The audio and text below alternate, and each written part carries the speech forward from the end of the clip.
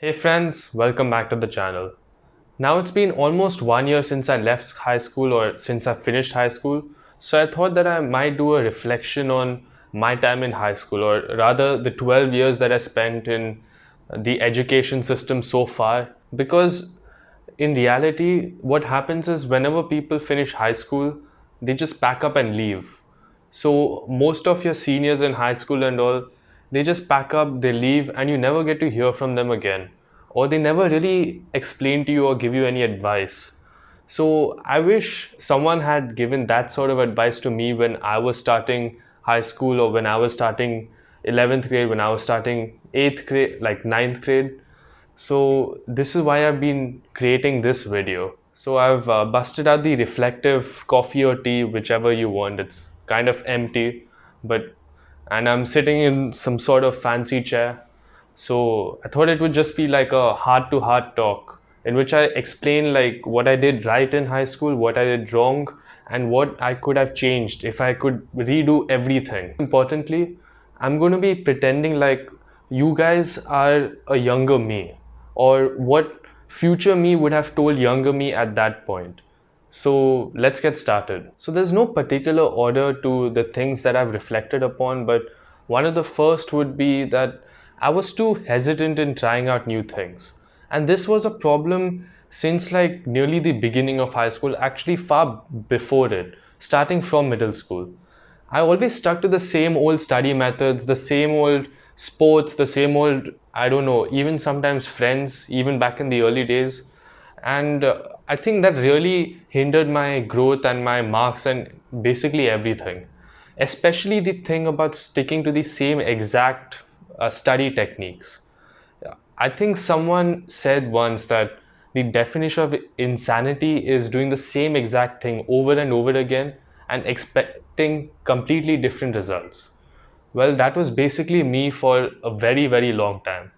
It was only when I took the plunge, when I thought that, you know what, I'm going to make a change, I'm going to try this new technique, I'm going to try active recall, spaced repetition. You should definitely check out my videos on those topics. Then only were my marks just shooting up. And I hope to make more videos on these techniques, these study techniques that I started experimenting with, so that you guys can benefit from it and you guys don't have to go through the same thing of the same inefficient study tech. Actually, a lot of things in my life, or in my life in high school, now that I think about it, they came about solely due to accidents which forced me to try new things or other opportunities. Like, for example, right now I really love learning languages. I discovered that learning languages was kind of my thing, and actually, I would have never learned any of this if I hadn't switched from Hindi to French back in like 7th or 8th grade. And there seemed to be absolutely no chance of progression for me. I just couldn't get my head around it. So my mother, who had studied French back during her day, and she had become like a completely French whiz, she was so good that people used to come to her to translate things like corporations. So she was like, yeah, nothing doing. You're going to switch to French. And that made me really depressed because I was like, I've been studying Hindi for such a long time. I should be able to get it. Why am I switching to French? And then I switched to French, right? And it was terrible. I was like consistently the lowest scorer in the entire damn class. I remember the first French exam I did, I got 2 on 20. Yeah, actually, I got 2 on 20. But over time, I just got better and better at it. And at at one point, I became the best person in the French class. I became the top scorer. The point of all that I'm saying here is that if you don't try something new, then you'll never know. I had no idea what that simple act of changing from Hindi to French back in 7th or 8th grade would have had such a dramatic improvement in my quality of life, in my grades, in my friendships, in all the experiences that I've had, in all the trips to Europe that I've done, and then I've spoken in French with everyone. So this is just something to bear in mind. Another thing that I really regret not starting sooner, that's beginning with the end in mind. Meaning, whenever you start doing something, the first thing to do is really stop doing everything. Yeah, that sounds a bit contradictory, but yes. And you should do what's the funeral test. Meaning, you just imagine yourself at your funeral. And All your loved ones are there, all your friends, family, all your colleagues, etc. What would you want those people to tell you? Or what would you want those people to address the people over there? Would you want them to say you were honest? Would you want them to say that you lived life to the fullest?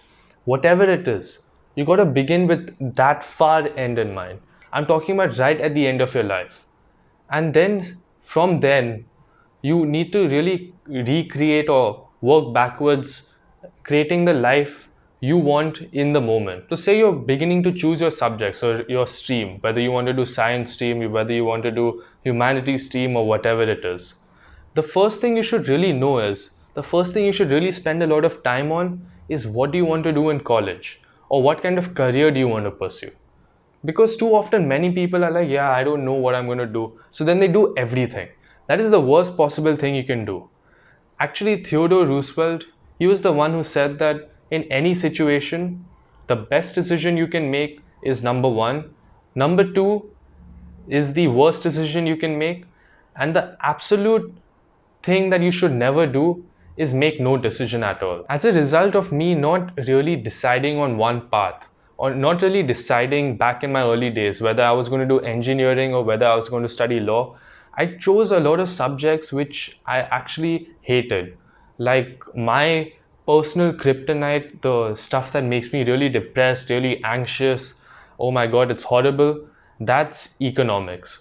And economics was my high level subject in IB, meaning I had to study it really well, I had to know it really in depth, I had to study more, far more than I would ever have in hell wanted to. If only I had begun with the end in mind and decided definitively that yes, I am going to study law. I could have taken a high level history, for example. And the teacher in my school used to really love me. When I didn't take history, in fact, he became really sad. He's like, oh, Rishi did not take history, that girl didn't take history. He was counting on us. One of my friends in history class, he actually did a presentation on Rasputin, and he finished the presentation by dancing to Rara Rasputin by Queen. These are the kind of things that you miss out on if you don't begin with the end in mind, if you aren't clear about what you want in life. Another thing that I imagine I have a mixed record on is doing meta things. By meta things, I mean like meta learning and all those kinds of things, going one step above. So I wish I had spent more time learning these decision making strategies, these tools that I use right now in order to make what seems like the best decision at that time. Next one is a big one, and I've talked about it a lot before in a lot of my previous videos, but that is dating and relationships. And this is clearly like a very common, very hot button topic, but I keep talking about it because it's so true, and it's one of my biggest regrets that I didn't start sooner. In fact, I could have started as soon as 6th grade. And now all I'm left with are the regrets. The regrets that, oh, I could have done that. Oh, I could have done something like that. Because the opportunities were there.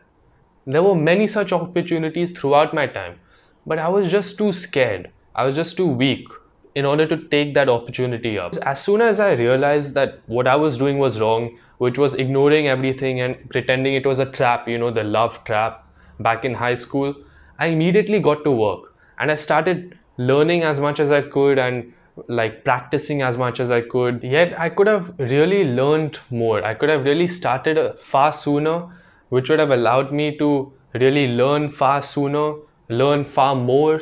And then when I keep moving forward in life, like at the stage I am in my life right now, I could have been at this stage like 1 year back or 6 months back and enjoyed all the benefits from that moment forth. Another thing that I've reflected a lot upon is, especially if you're coming from a Asian culture or like a South Asian culture, is the deification of exams or the glorification of exams, like people praying to them and exams being the end all and be all of high school life.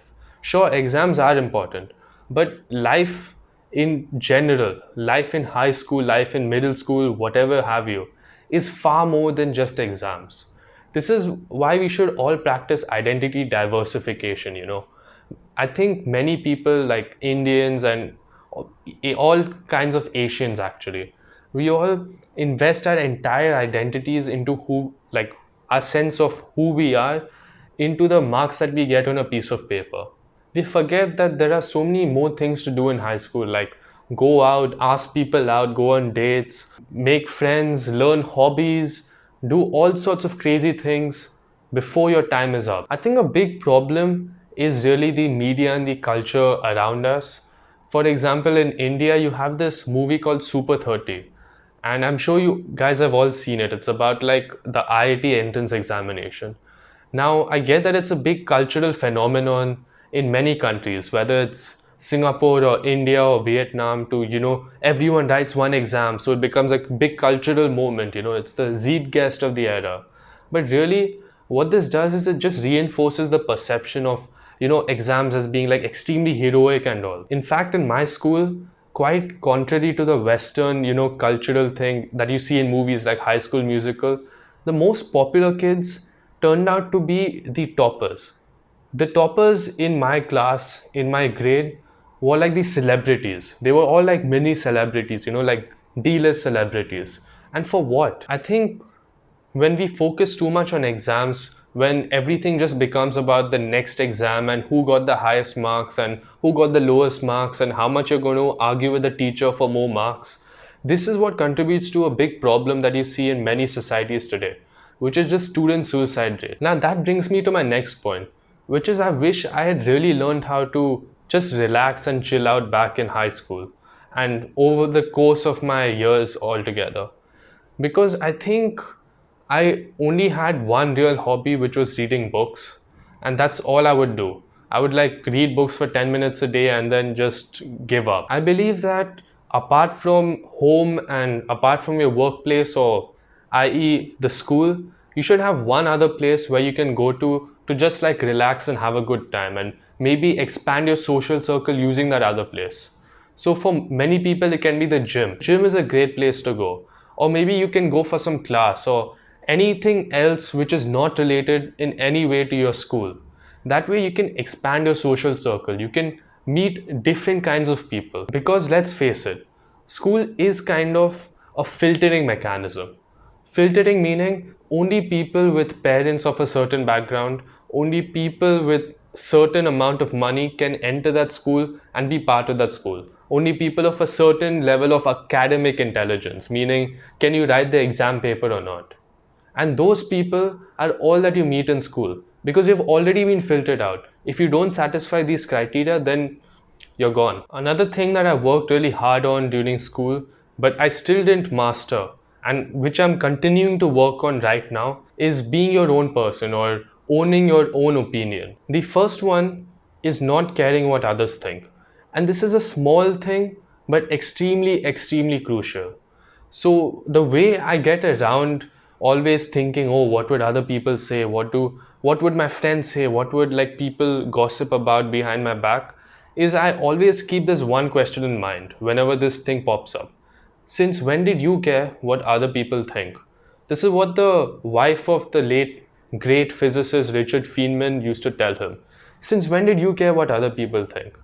Because, to be honest, the opinions of others don't matter. The only reason why we think about these things is because back when we were living in tribes, if you did something really crazy, you could be kicked out of the tribe and then you'd die. But we don't have that fear anymore. That's why we have society.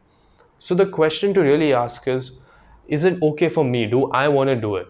And screw what other people think. Another part of being true to yourself, which I repeat over here, I haven't mastered and I still have a long way to go, is doing things for yourself and not as a signaling and not for the signaling purpose. I'm sure you know that when you get into like 11th, 12th grade or maybe 9th, 10th grade, for some people it starts when they are born.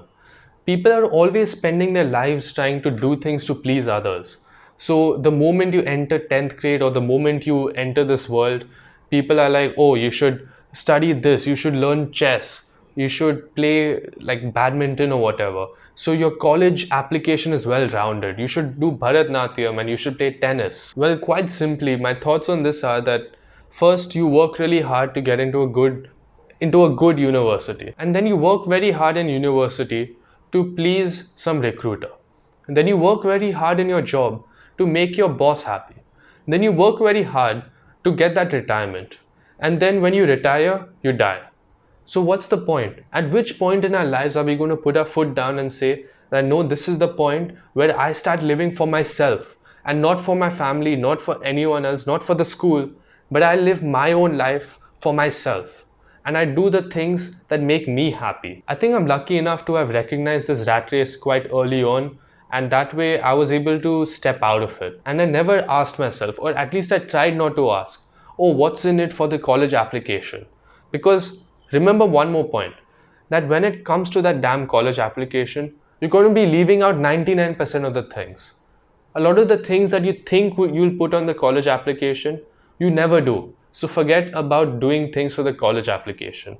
Instead, just think, suppose I'm 50 years old or like 60 years old or even 30 years old, what would I have regretted to have done right now? Maybe it's like asking that cute guy out or asking that cute girl out or taking a pottery class or taking a dance class or taking that subject you're really passionate about but everyone tells you that oh, it's completely useless and it's so difficult. Another misconception that I reflect upon is especially back in school days was that oh, you're going for tuition, that means you're a duffer, or if you're going for tuition that means you're really stupid and you should look down upon all the people going to tuition and it hurts your self-esteem. It's actually quite the contrary. The people who recognize that they have an issue, and then they go to tuition to fix that issue, the people who realize that they need help and then they go out and ask for help, those are the superior ones to the people who pretend that oh, I can just solve it on myself. Another misconception that I reflect upon is, especially back in school days, was that, oh, you're going for tuition, that means you're a duffer. Or if you're going for tuition, that means you're really stupid and you should look down upon all the people going to tuition and it hurts your self-esteem. It's actually quite the contrary. The people who recognize that they have an issue, and then they go to tuition to fix that issue, of course, the crucial thing over here is when you go for tuition, you should always remember that it is your responsibility to get the marks. It's still your responsibility. You cannot transfer responsibility for studying to the tuition center. Fortunately, many people do exactly that, which is why you see so many tuition centers which try to occupy all your time. Thereby, you don't have to study at all yourself, and then you just put all responsibility on the tuition center. Then you don't get the marks, then you blame the tuition center. I hope that you think of tuition as just another tool, like a good textbook, like a good video.